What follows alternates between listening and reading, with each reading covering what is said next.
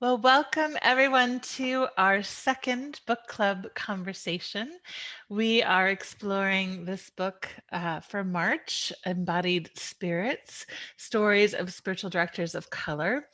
And I'm really excited to be joined today, again, of course, with Claudia Love Mair, who's my partner in this ongoing conversation series, and Therese Taylor Stinson, who's one of the editors of this book that we're exploring. We focused on Claudia's book In God Alone about the spirituality of St. Teresa of Avila for February book club. And we've had some wonderful responses and conversation around that. Have you been pleased with the response there, Claudia? Oh, absolutely. I'm humbled by everyone's receptiveness and their grace. Uh, how people have said that the book has, made an impact and in helping deepen their spirituality, getting to know Saint Teresa better. So I'm really happy I got to do that. That I was the February pick, and thank you. Yeah, thank you, Claudia. Yeah, it's just been such a joy to dive in and uh, have a conversation partners around the reading. I find it makes my reading so much richer. So I want to introduce our featured author and book editor for this month. So Therese Taylor Stinson, she's an ordained deacon and elder in the Presbyterian Church. And she will also be leading a Zoom retreat for Abbey of the Arts in April on Harriet Tubman and Howard Thurman on their spirituality and mysticism on April 17th. We're really excited about that, and we'll include a link for that for those of you interested in joining us. So welcome, Therese. We're just delighted to have you, and I'd love for you to tell us a bit more about your background and who you are and what you bring. Sure. Thank you for having me, both Christine and Claudia. And Claudia, I can't wait to get into your book because Teresa of Avila, I love her as a person. She's so human. I love her, and Exactly. I'd love to see what you've written about her. I have Yeah. a very human book there, so Can you autograph one and send it to me? I've got to Oh, get a copy. I wrote it, oh, so I'm all out of copies. But sure, absolutely. okay. Okay, great. That would be great. So, more about me. I am a retired U.S. federal senior program analyst, and I also still remain on the roster of the U.S. Federal Interagency Shared Neutrals Program as a lead mediator for equal employment opportunity. I haven't done much mediating lately, but they keep me on the roster, and if I ever find some space, I might still do that. It was very rewarding. It was a collateral duty job when I was in the government, and I really enjoyed that role that I was playing. In the PCUSA, I served as liaison for race and reconciliation for National Capital Presbytery's Mission Coordinating Committee. And I also served in 2016. Actually, it was a 3.5 year term because they changed the times, the term. So I served a little over 3 years. In a graduating position that started with vice moderator, then outgoing moderator, and part of National Capital Presbytery's Leadership Council.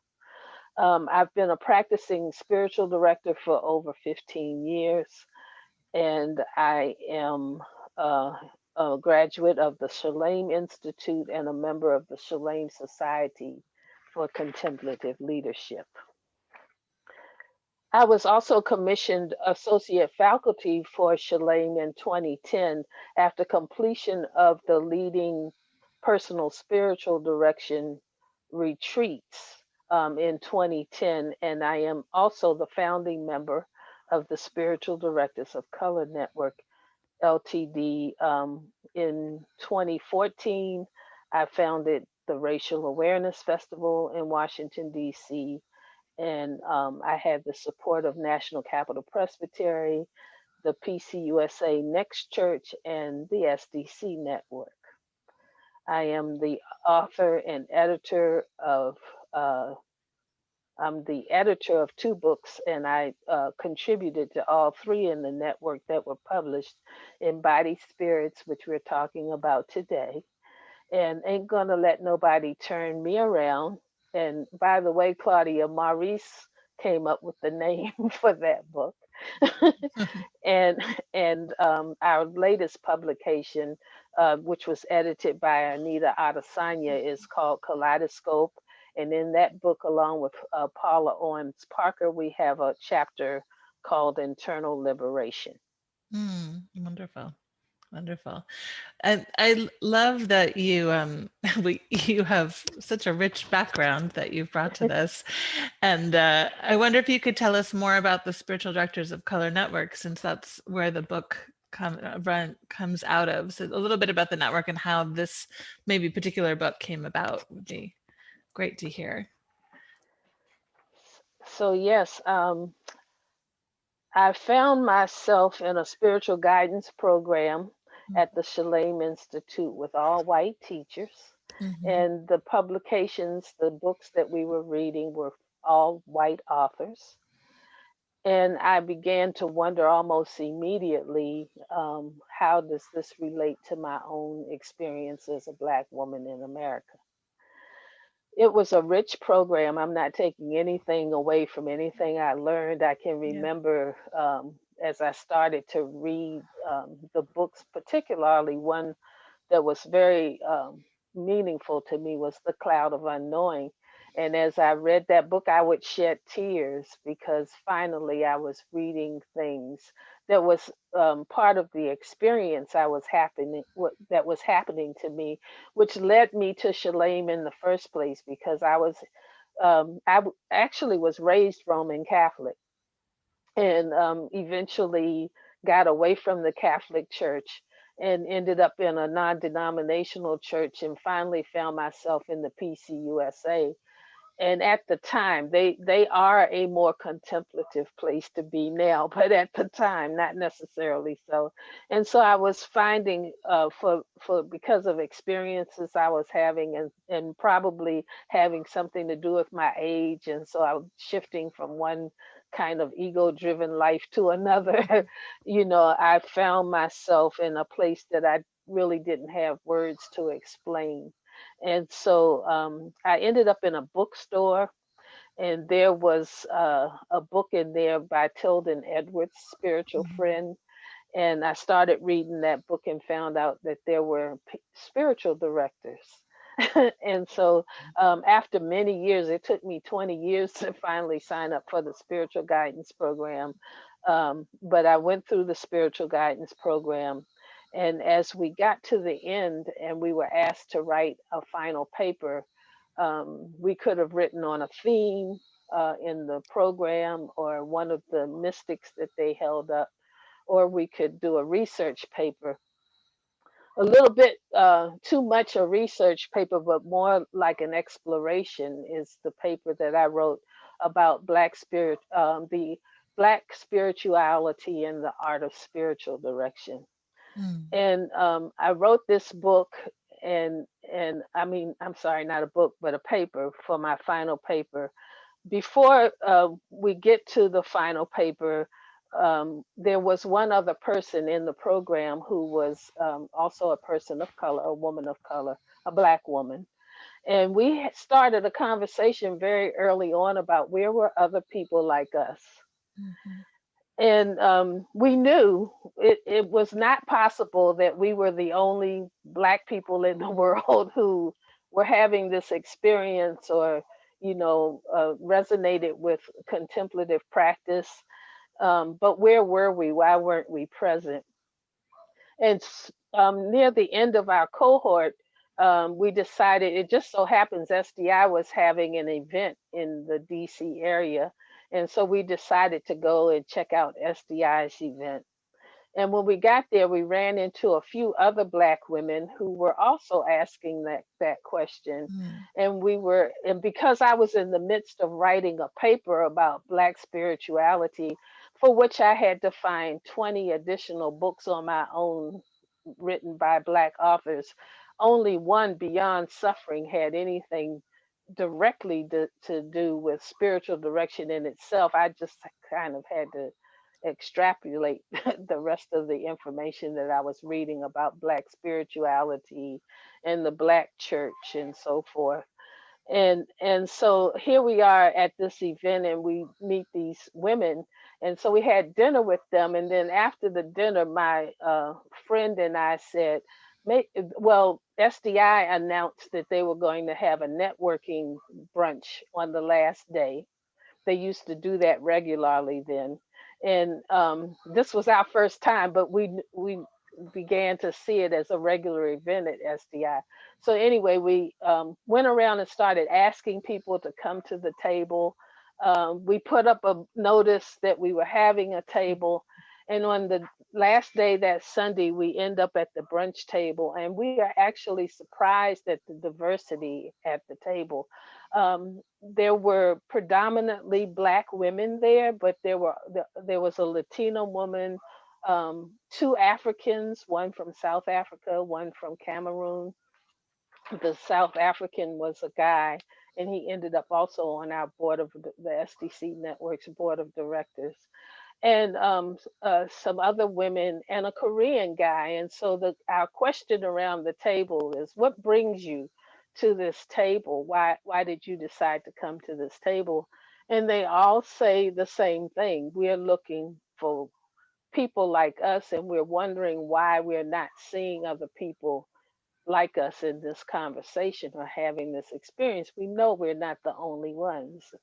And so at the table, we at that time mentioned actually about maybe we should write a book about our experience, and other Yeah. people of color would resonate with it. And so that was already in my head as I was writing my paper, which I was now going to also publish in SDI's presence. And so we gathered up the names, we all went home, and I'm pretty sure everybody went home and went on with their life. Except for me. I came home really excited because I'm in the midst of this paper anyway. And I talked to my friend about it, that joined me at SDI's conference.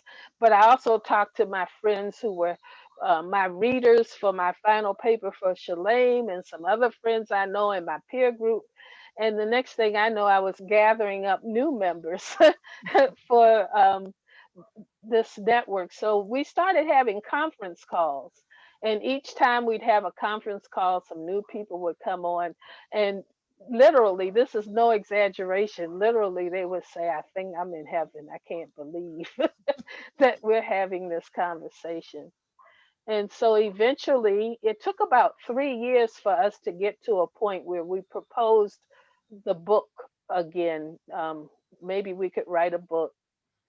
We had lots of people who volunteered to help write the book. And as you probably know, or as I've said earlier, we ended up with 3 books that we've written so far. Maybe there will be another one. Our network is now, let me see, this networking table at SDI started in 2008. We incorporated in 2014 after we wrote the book and published it. And Maurice, by the way, Claudia said, this is the first organization I've ever known that wrote a book and published it before they incorporated. So we hurried up and incorporated after that. So in the fall of 2014, we incorporated. And so we've been around now for over 12 years or so as a network. We're growing. We just started a new board. We had a board with 2 terms of 6 years, and we've just now started a new board and fully trying to staff it again. We have one other person that we hope to bring on the board, and now we have an advisory team as well that we're trying to get together. So lots of good things happening, and as long as God wants this to happen, I'm in. Therese, could you name the other books that you guys have produced? Yes, so Embodied Spirits was the first book. The second book, what I edited alone, was Ain't Gonna Let Nobody Turn Me Around, Stories of Contemplation and Justice. And that book started to be written during the Michael Brown and Black Lives Matter starting up, Tamir Rice, Mhm. Philando Castile, all of those incidents that were happening was when we started writing that book. um, and then the last book that was published in December of 2019, I believe it was, is Kaleidoscope, which is sort of the book that we were always trying to get to in the first place. We wanted to write a curriculum that included, that was the Mhm. question we had anyway. Where are the Black voices? You know, how do we connect this to our own lived experience? And we weren't finding that in the programs. And by this time now, we have many programs that we're saying, yes, it's the same thing. We're not seeing that. And so Kaleidoscope that was edited by Anita Adesanya, who is now off the board, but was on our board at the time, is a curriculum, a written curriculum that gives experiences of contemplative practice and practices that you can use through the lens of people of color. Mm, beautiful. And in that book is our chapter, Paula Owens Parker and myself, our chapter on internal liberation, which we lift up Howard Thurman as our model. Mm, Yeah. wonderful. Wonderful. Um, well, and these books are, written largely by people who are practicing spiritual directors, and really it's Mhm. meant to serve that community. But I'm struck in reading them that, of course, the voices, these are necessary voices in a bigger conversation, I think, as well, and in terms of contemplative practice.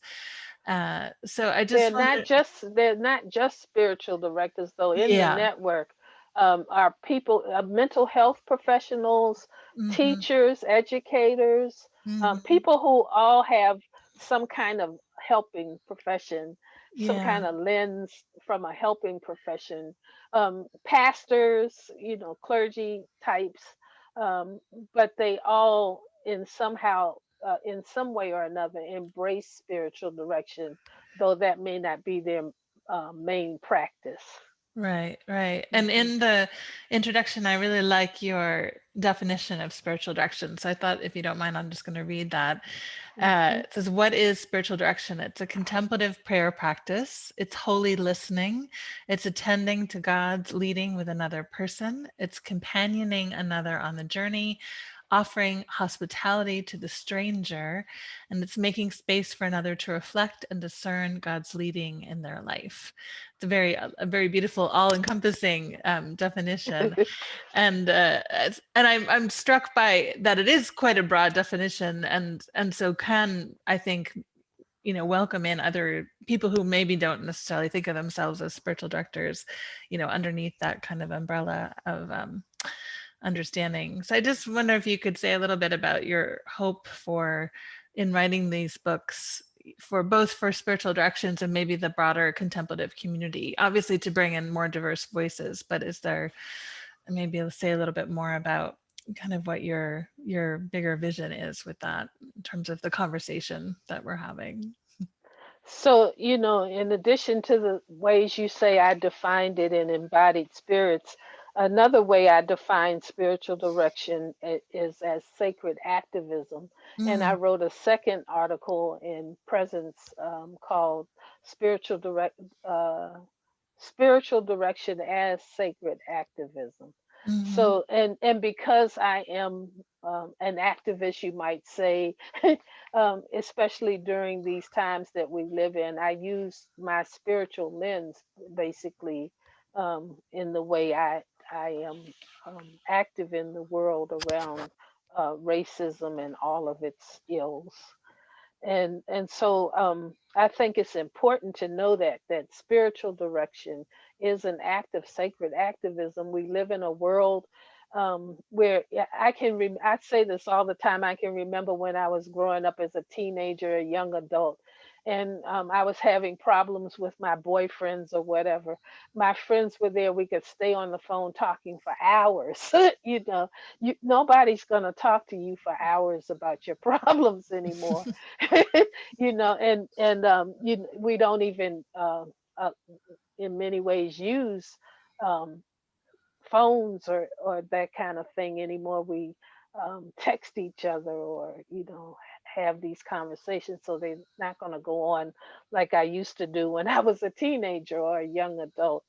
But people probably more than ever need someone that will listen to them. And so, in listening, what I found out as a spiritual director, I've been doing this for over 15 years now.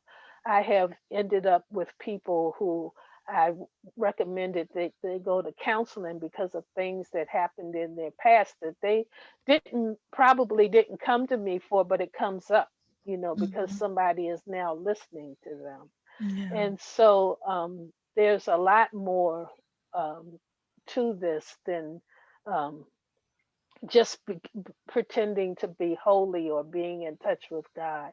We're in touch with God because we're in touch with human experience and able to hold that space for people to sometimes discover who they are or uncover things in themselves that need healing.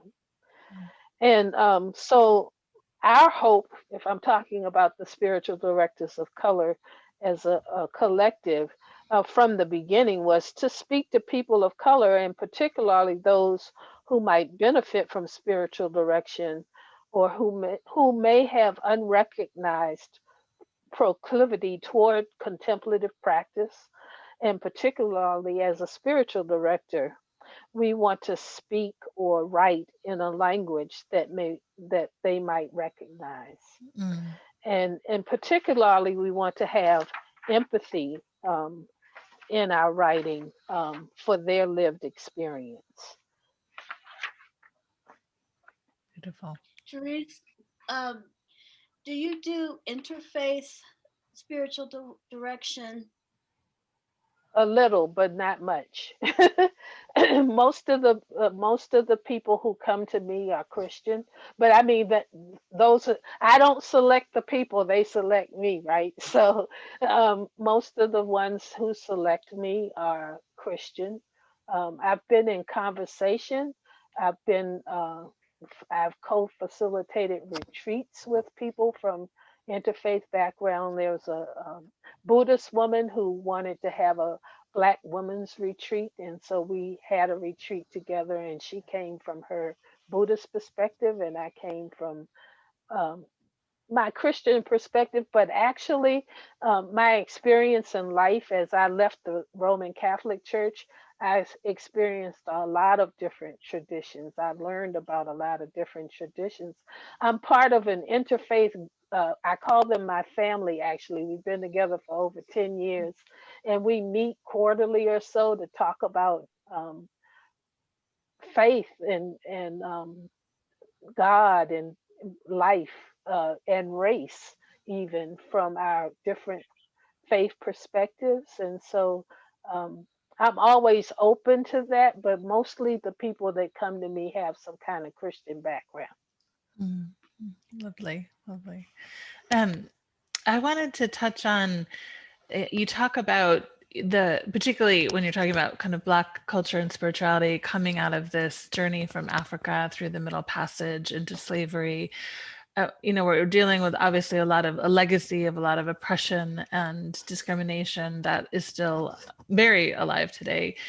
And I really was interested when you were talking a bit about how this ancestral journey shapes your spiritual life and practice, because I think as someone who is a white person, and I see that a lot of white people are very disconnected from their ancestral inheritance, and I think that is part of what actually compounds the whole problem. Do you know what I mean? Of racism is this kind of kind of unconscious perpetuating of these ancestral patterns.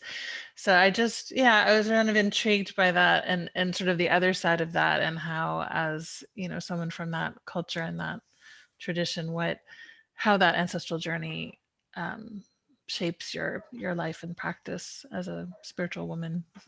So, in the United States, I know you're in Ireland, Yeah. but in the United States, that's the plan. It's the plan to detach you from your ancestral Yeah. heritage, Yeah. and that is exactly the plan that happened with the Africans who came through the Middle Passage. When they were brought here, they were separated. I mean, not even when they got here, before they got here on the ships, they were separated from anyone who spoke their language or came from the same place that they came from. And so on the ships on the way over here, the people running the ship, I don't exactly know what to call these people, the slave traders or whatever, they began to refer to something as the moon, because at a certain time of the day, um, the people who were packed in like sardines in the belly of the ship and were sick and had a lot of problems, they would begin to moan. And I think this moan actually took on a certain Mm. characteristic that they recognized. And so the people on the ship, the slave holders, slave catchers, or whatever they were called on these ships, would say, there's the moan again. Mm. and and um and so uh, they couldn't talk to each other.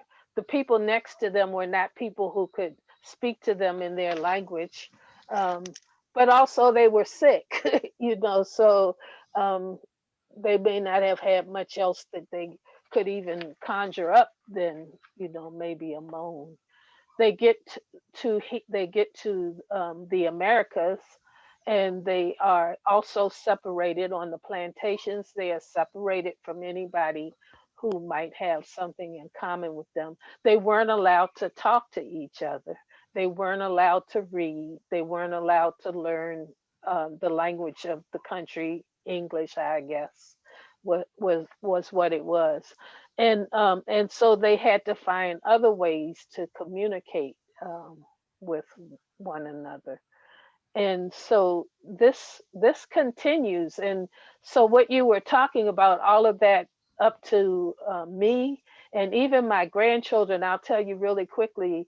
Mhm. Just the other day, my oldest grandchild, who is 10, and my daughter and her two children, after divorce, moved to Georgia.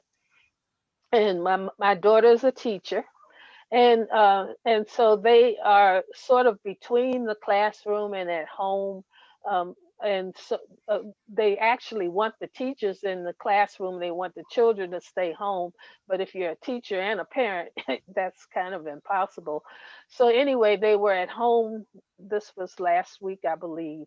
And they were home, and my granddaughter had to shift from one platform to another for a special class or something. And there was a white man who broke into the platform and Mm. began to call them the N word, and began to tell them that they should end up just like Emmett Till. Mm. So Wow. this happened last week, not Yeah. 400 years ago. Yeah. It's still very much alive and well. And what has happened over the generations is that even some of us who deny it carry generational trauma. Yeah. And and um and and even if you don't think you carry generational trauma, if you're like me and you're seeing a police officer kneeling on the neck of a guy who's saying I can't breathe and calling on his mama, Yeah. you know, you will sit there and cry like it's happening to you, So Yeah. this is something that we live with. I'm in a group. I'm in a lot of different groups actually, but I'm in a particular group where there's someone who doesn't understand why the black people in the group are so adamant about wanting to keep their identity. We don't want to label people unnecessarily. Race is a construct, it's not real. But we have lived history and experience that Mhm. makes us who we are. And we are just finding this out actually. It's not like we've known all along. Mhm. So, and now with DNA, we're able to find out a little bit more. Like I happen to know now that predominantly, not wholly, because we've been so mixed up now that none of us, at least here in America, uh, except my husband, is 90% African, actually. Mm. But there's probably a lot of us who are not 90% African. But anyway, the largest percentage of my African DNA is Nigerian Yoruba. So that gives me some connection with my own faith tradition and how I Mhm. practice it, things I may not even consciously know that I'm doing. And so I don't know if I've gone off on a tangent and that answers your question or not, but um, Yeah, no, that's what we're talking about. That's what yeah, we're dealing with. yeah, yeah. No, that's perfect. I love that. I love that. Thank you. Yeah, yeah, yeah. I have a lot of yeah. I have a kind of connecting to my own ancestors is a big part of my own practice, and honoring the generational trauma, that comes through in other ways. And yeah, and so I'm curious too how like you say that that you have this connection to this Yoruba tradition now, and so how does that come through, and how does that maybe shape your contemplative life and practice as well? It just feels kind of exciting to be able to call on those who have endured, who have endured and been resilient enough to survive and to carry on and to pass along that wisdom is, yeah, a tremendous gift. So it's just And exciting. it is constantly, I can't speak for more than the United States, though I know, with colonialism, they've done it in Africa and other countries as well, constantly trying to take away our history and our traditions, Hmm. and the best way to keep them, uh, the dominant culture is to not have us know our own culture. So the same thing has happened to Native Americans. So and to the point where some Native Americans may not even know they're Native Americans, so, Yeah, yeah, yeah. until they do their DNA. Yeah, exactly. Claudia, you had an interesting question about kind of the body, embodied. I mean, the title is Embodied Spirits, and you had a question about kind of that rejection of body as evil spirituality. I was kind of curious if you might break that open a little, and Claudia, and yeah, Well, I'm going to read what I wrote. yeah, You mentioned a quote from Father Cyprian Davis, who explained in his assessment of the characteristics of Black spirituality that there is a rejection of body as evil spirituality. What does this rejection look like in Black spirituality, and what can readers take away from that statement?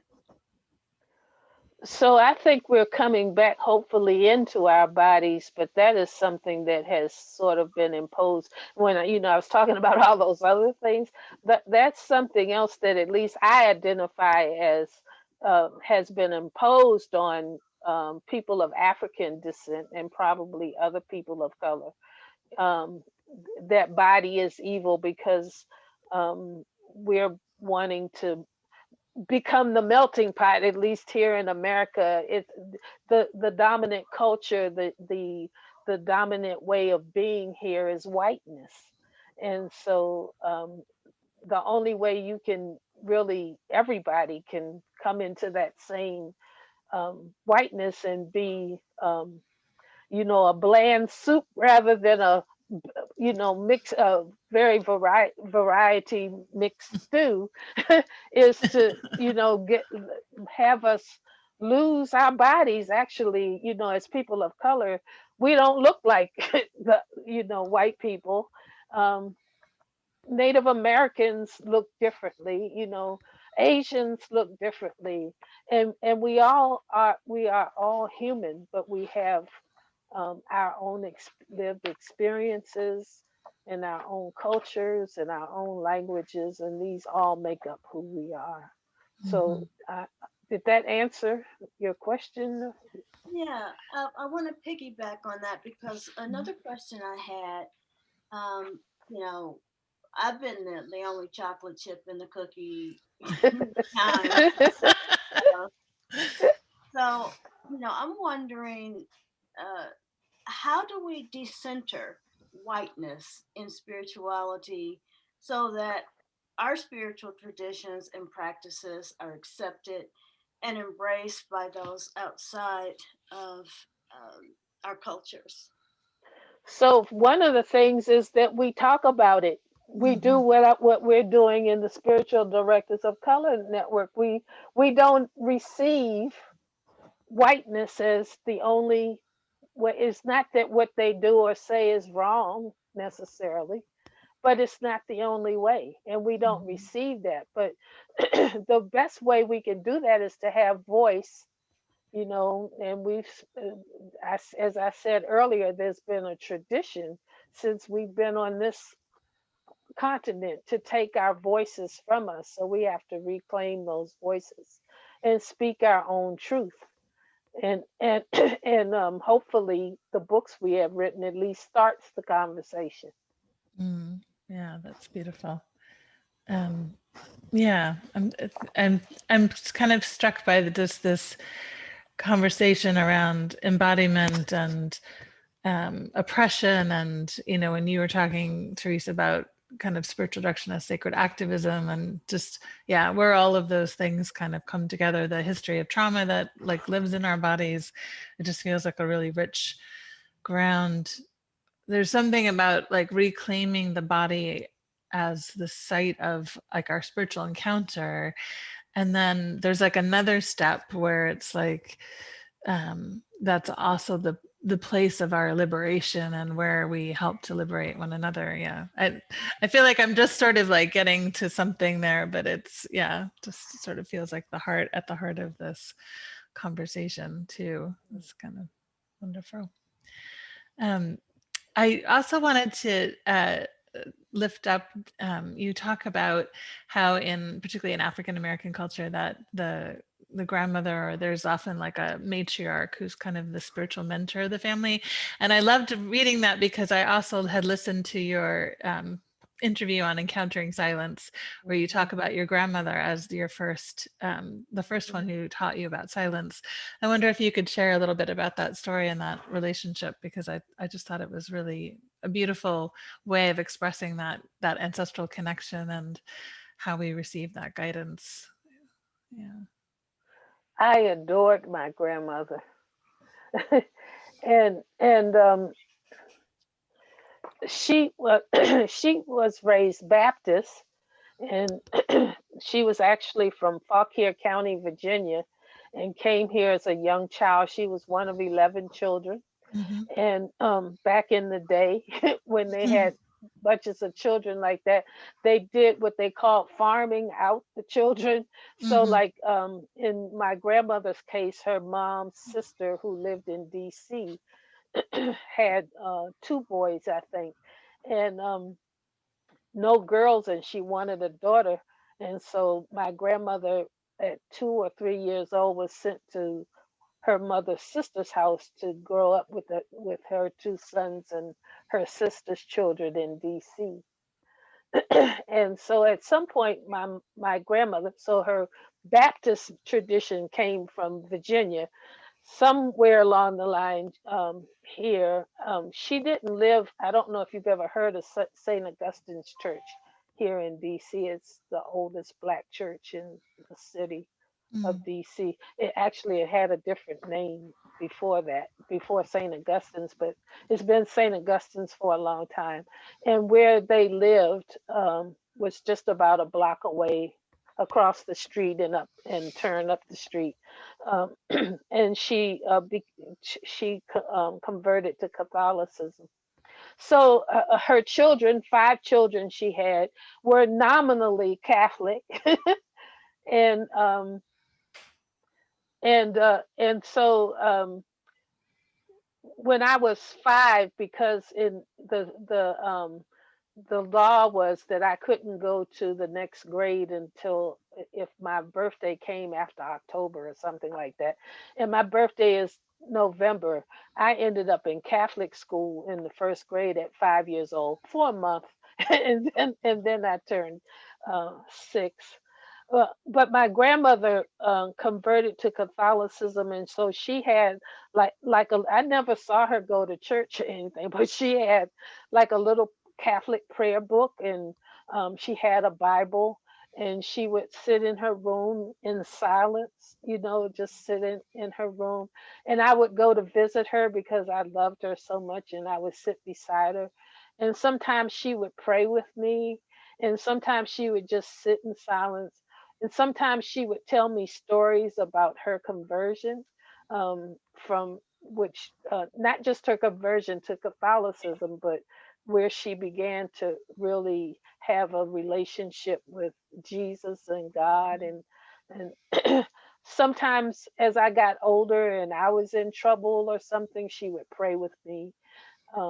So my grandmother, is the first person whom I sat with, who we sat in silence with the intention for God, and who loved me so much, and she was like the best person I've ever known in my life. And so that's where it all starts. That's so She beautiful. also had lots of sayings.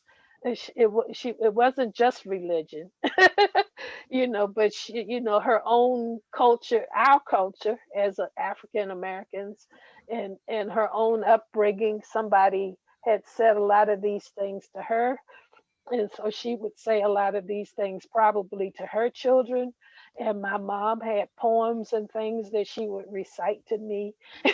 And my Mhm. grandmother had all of these sayings that she would say. And one of them, I just co facilitated an emotional emancipation circle on Sunday.